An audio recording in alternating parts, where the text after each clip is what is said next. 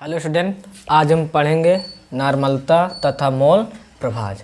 इससे पहले हम मोललता और मोललता का वीडियो देख चुके, जैसे कि उसी के अनुसार ये भी होता है। जो हमारा नॉर्मलता होता है वो मोलरता के बिल्कुल सिमिलर होता है, बस थोड़ा सा अंतर होता है।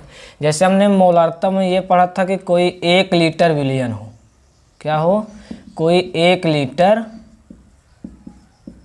हमारा जब विलयन हो और 1 लीटर विलयन में कितने हमारे विलेय के मोल उपस्थित हैं, विलेय के मोल उपस्थित है, तो हमारी क्या कहलाती थी, मोलरता। कि किसी 1 लीटर विलयन में उपस्थित विलेय के मोलों की संख्या क्या कहलाती है, मोलरता। तो उसी जगह नॉर्मलता क्या हो जाता है कि 1 लीटर विलयन सेम होता है, बस जहाँ पे विलेय के मोल लेते हैं वहाँ पर विलेय का ग्राम तुल्यांक लेते हैं। क्या लेते हैं, विलेय का ग्राम तुल्यांक। बस यही अंतर है मोलरता और नॉर्मलता में, ठीक। कि किसी 1 लीटर विलयन में उपस्थित विलेय का ग्राम तुल्यांक उस विलयन की नॉर्मलता को प्रदर्शित करता है और नॉर्मलता को हम कैपिटल एन से प्रदर्शित करते हैं, ठीक। तो बस यहाँ पे जो विलेय का मोल था मोलरता में, नॉर्मलता में हो जाएगा विलेय का ग्राम तुल्यांक। तो हम इसका थ्योरी लिख सकते हैं कि किसी 1 लीटर विलयन में उपस्थित विलेय का ग्राम तुल्यांक, विलेय का ग्राम तुल्यांक उस विलयन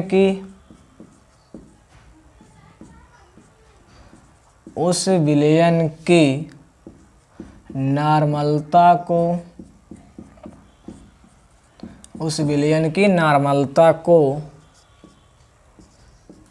प्रदर्शित करती है।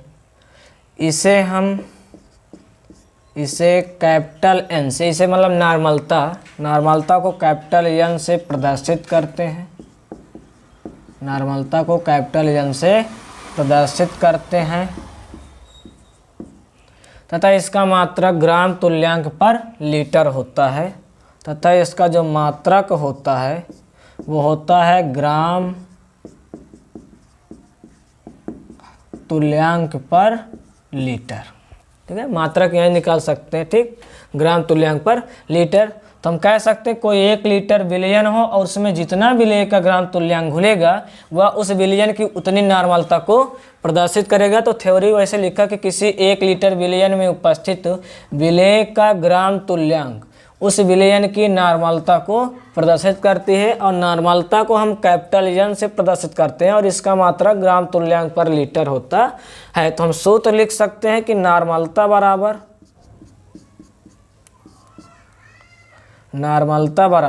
ऊपर क्या है, विलेय का ग्राम तुल्यांक,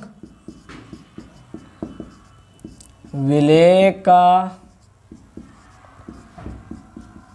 ग्राम तुल्यांक, नीचे सजा क्या होता है, विलयन। तो विलयन, अब विलयन है किसमें, लीटर में। लीटर में क्या होता है, आयतन। तो विलयन का आयतन वो भी किसमें, लीटर में। इसके बाद यहाँ पे एक सूत्र लगता है ग्राम तुल्यांक का, कि ग्राम तुल्यांक बराबर होता है विलेय का भार।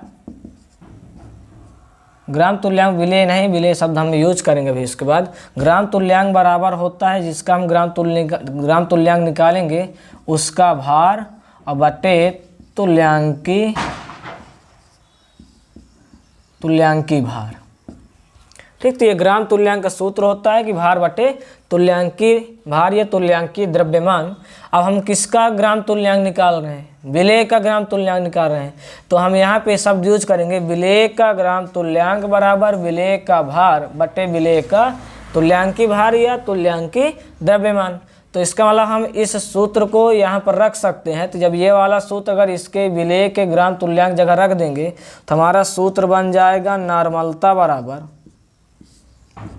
विलेय का ग्राम तुल्यांक बराबर लिख सकते हैं, विलेय का ग्राम तुल्यांक बराबर विलेय का भार बटे तुल्यांकी भार। तो विलेय का भार बटे विलेय का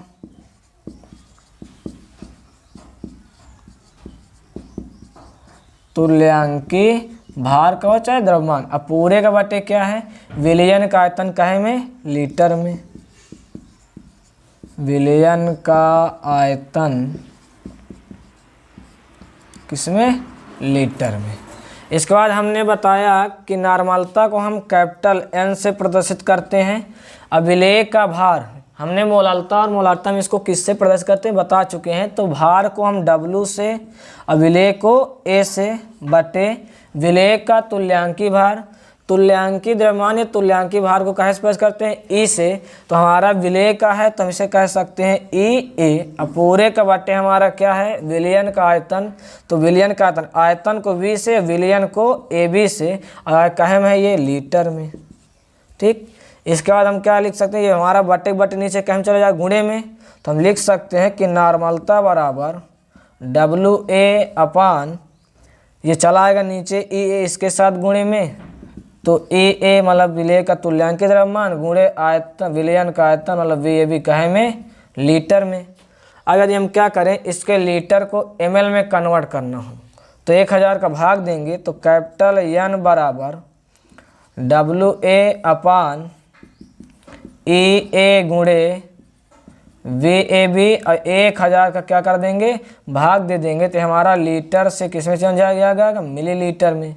अब ये बटे बटे ऊपर गुणे में, तो हमारा सूत्र बनेगा कैपिटल N बराबर, ये बटे बटे ऊपर चला जाए गुणे में। तो डब्लू ए गुणे 1000 बटे ई ए गुणे वी ए बी किसमें, ml में। ये हमारे एक नॉर्मलता सूत्र ये हो गया। ठीक, इसके बाद हमारा एक सूत्र इसमें और लग जाता है तुल्यांकी द्रव्यमान का। और हमारा तुल्यांकी द्रव्यमान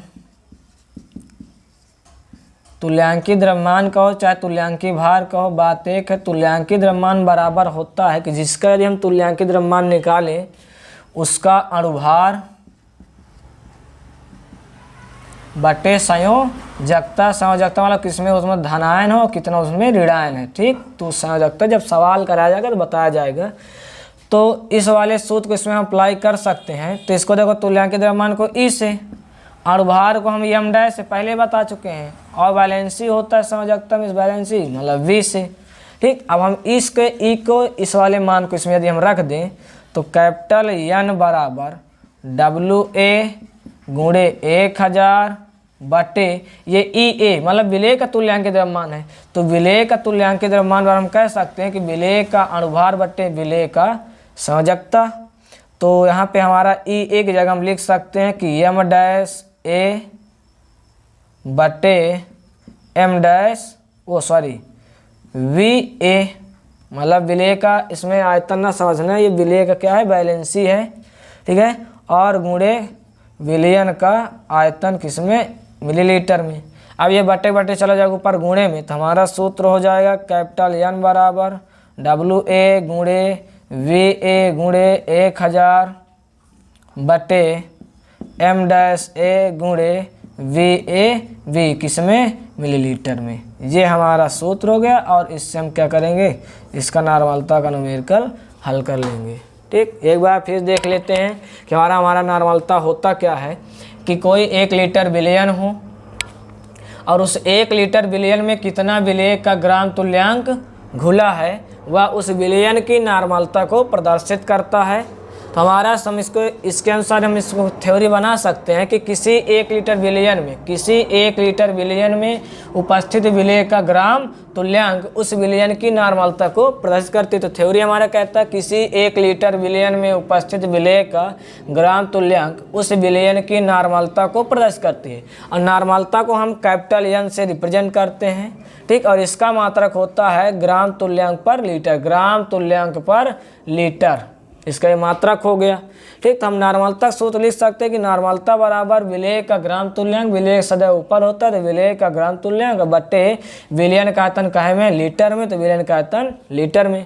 इसके बाद हम एक सूत्र पढ़ रहे हैं कि ग्राम तुल्यांक बराबर होता है हमारा भार बटे तुल्यांकी भार। हम काहे का ग्राम तुल्यांक निकाल रहे हैं, विलेय का, तो हम लिखेंगे विलेय का ग्राम तुल्यांक बराबर विलेय का भार बटे विलेय का अनुभार। इस सूत्र को यदि हम यहाँ पे रख दें तो हमारा सूत्र बन जाएगा कि नॉर्मलता बराबर विलेय का भार बटे विलेय का तुल्यांकी भार, विलेय का तुल्यांकी भार। अब पूरे का बटे हमारा क्या है, विलयन का आयतन काहे में, लीटर में, विलयन का आयतन लीटर में। इसके बाद नॉर्मलता को हम कैपिटल एन से प्रदर्शित करते हैं, विलेय के भार को हम डब्ल्यू ए से, विलेय के तुल्यांकी भार को हम ई ए से, तुल्यांकी भार कैसे हम ई से, तुल्यांकी भार द्रव्यमान को ई से, तो हम विलेय के तुल्यांक तो ई ए से, अब बट्टे पूरा विलयन का आयतन वी ए बी का है लीटर में। इसके बाद ये हमारा इसका बट्टे ये चल बट्टा है, इसका चला गया नीचे गुणे में, तो हमारा कैपिटल एन बराबर डब्ल्यू ए, ये बट्टे में चला गया नीचे गुणे में, तो ई ए गुणे वी ए बी कहे में है लीटर में।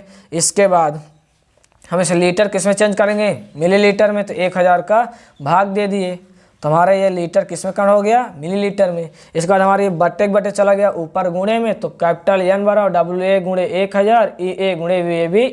ठीक है, इसके बाद चाहे तो यहाँ से ई ए अलग से निकाल सकते हैं, मतलब विलेय तुल्यांक द्रव्यमान डायरेक्ट यहाँ पे रख दें इसका मान, तो भी सवाल हमारा हल हो जाएगा। या तो हम फिर सूत्र इसमें भी अप्लाई कर सकते हैं कि तुल्यांकी द्रव्यमान बराबर होता है अणुभार बटे संयोजकता, तो तुल्यांक द्रव्यमान को ई से, अणुभार को एम डैश से, संयोजकता को वैलेंसी वी से। तो हम यहाँ पे लिख सकते हैं कहे का लगाना है विलेय का, तो विलेय का अणुभार बटे विलेय की संयोजकता, विलेय कुछ भी घोला जाएगा उसकी संयोजकता, उसमें कितने धान उपस्थित है, कितने ऋणायन।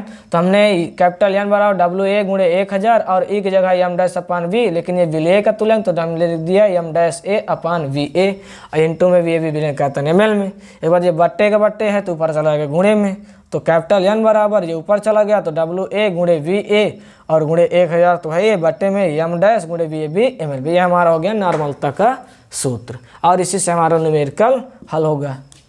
अब इसके बाद हम पढ़ेंगे मोल प्रभाज।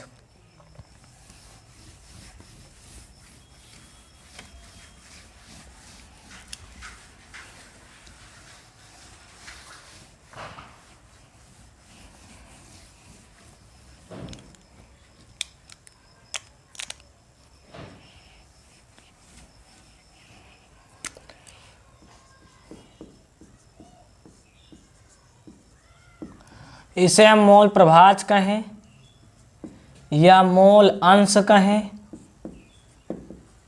या इसे हम मोल भिन्न कहें, ये 3 नामों से जाना जाता है। ये हमारा मोल प्रभाज या मोल अंश या मोल भिन्न होता क्या है कि मान लेते हैं कोई एक विलयन है, हमारा क्या है एक विलयन, थोड़ा और ऊपर बनाते हैं इसे, मान लेते हैं हमारा कोई एक क्या है ये विलयन है। अब विलयन में होता क्या क्या है, विलेय और विलायक, तो ये हमारा हो गया इधर विलेय और इधर मान लो इसमें क्या उपस्थित है विलायक। ठीक, विलेय को हमने ए से और विलायक हमने बी से, अभियंक हमने ए बी से प्रदर्शित किया है। ठीक, तो हमारा जो मोल प्रभाज क्या होता है कि कोई विलयन हो तो किसी विलयन में हमारा कितना विलेय या विलायक उपस्थित है, इनके अनुपात को कि कितना विलेय है या कितना विलायक है, इनके अनुपात को हम क्या कहते हैं मोल प्रभाज। तो हम थ्योरी कह सकते हैं कि किसी विलयन में विलेय तथा विलायक के मोलों की संख्या, मोल प्रभाज है ना, तो विलेय तथा विलायक के मोलों की संख्या के अनुपात को हम क्या कहते हैं मोल प्रभाज कहते हैं। मतलब कि कोई विलयन में कितना विलेय का मोल उपस्थित है या कितना विलायक का मोल उपस्थित है, दोनों के मोलों के अनुपात हम क्या कहते हैं मोल प्रभाज या मोल अंश या मोल भिन्न। ठीक है, तो इसका मेन कहने मतलब ये कि कोई विलयन में कितना विलेय या कितना विलायक उपस्थित है। तो इसका थ्योरी हम लिख सकते हैं कि किसी विलयन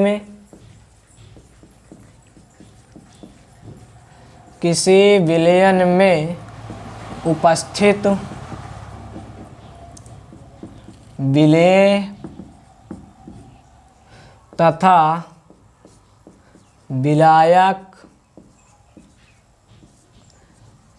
के मोलों की संख्या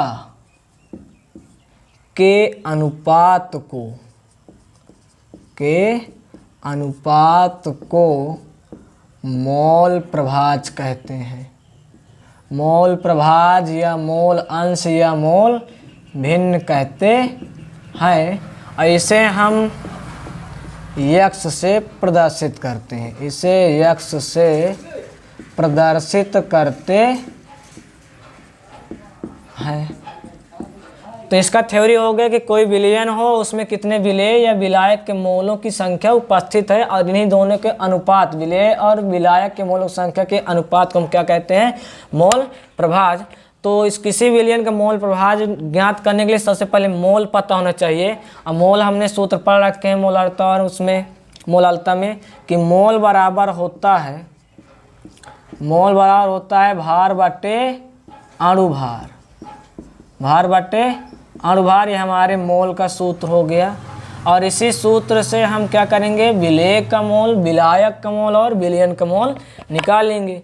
जैसे हम अगर विलेय का मोल निकालें,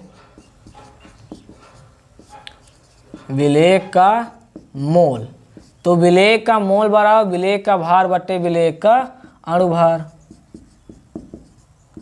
विलेय का भार बटे विलेय का अणुभार। अब देखो मोल को हमने पहले बताया, मोल को हम स्मॉल एन से और विलेय को ए से, तो एन ए। अब विलेय का भार, भार को हम डब्लू से और विलेय को ए से बटे विलेय का अणुभार, अणुभार को एम डैश से और विलेय को ए से। इससे इसको प्रदर्शित करते, मोलारता और मोलारता हम पढ़ चुके हैं इसे।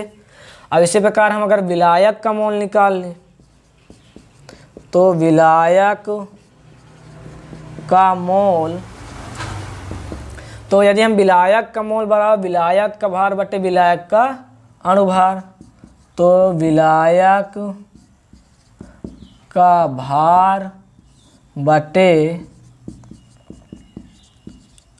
विलायक का अणुभार। अब इसके बाद विलायक के मोल, मोल को स्मॉल एन से और विलायक को बी से बराबर विलायक के भार, भार को हम डब्लू से, भार कैसे? डब्लू से और विलायक को बी से बटे अणुभार को हम यम डैश से और विलायक को बी से। तो हमारे विलायक का मोल बराबर विलायक का भार बटे विलायक का अणुभार। इसके बाद हम इसी से विलयन का मोल निकाल लेंगे।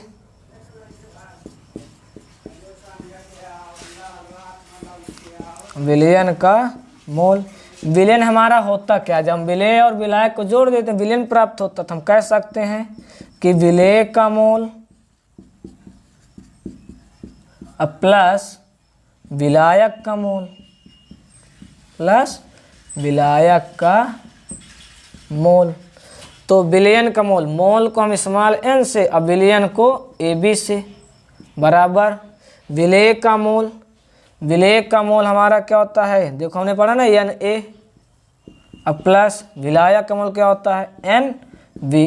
तो इस प्रकार से हम किसी भी विलयन में विलेय, विलायक और विलयन का मोल निकाल सकते हैं मोल बराबर भार बटे अणुभार के सूत्र से। तो यदि हमको किसी विलयन का यदि मोल प्रभाव यदि निकालना है, तो सबसे पहले हमके मोल की आवश्यकता पड़ेगी। सबसे पहले हम उसमें विलेय और विलायक और विलयन का क्या करेंगे? मोल प्रभाव, मोल निकाल लेंगे, तब उसके बाद हमारा मोल प्रभाव निकलेगा। अब मोल प्रभाज का भी एक सूत्र होता है,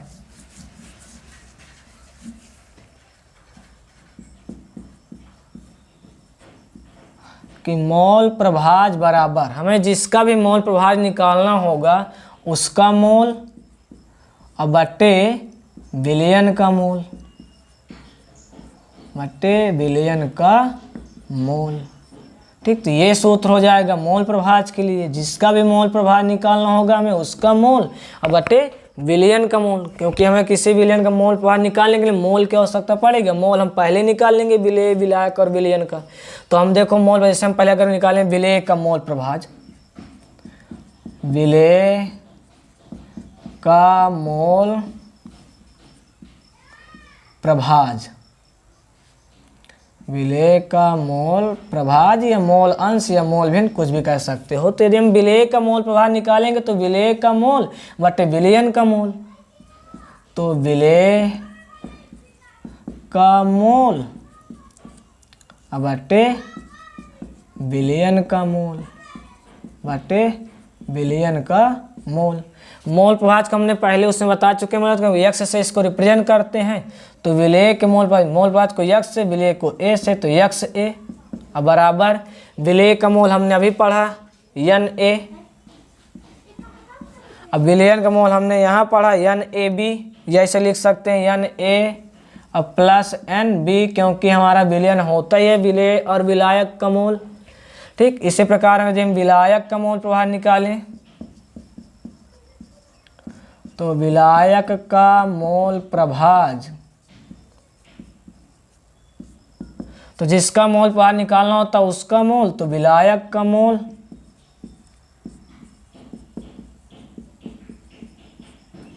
अब बटे विलयन का मोल बटे विलयन का मोल। और देखो विलायक का मोल प्रभाज को यक्स से, विलायक का से बी से, बराबर विलायक का मोल हमने भी पढ़ा एन बी बटे विलयन का मोल वही पढ़ा हमने N A plus N B. अब यदि हमें विलयन का मोल प्रभाज चाहिए, किसका? विलयन का मोल प्रभाज, विलयन का मोल प्रभाज, तो यदि हम विलेय का मोल प्रभाज और विलायक का मोल प्रभाज जोड़ दें तो विलयन का मोल प्रभाज निकल आएगा। तो विलेय का मोल प्रभाज,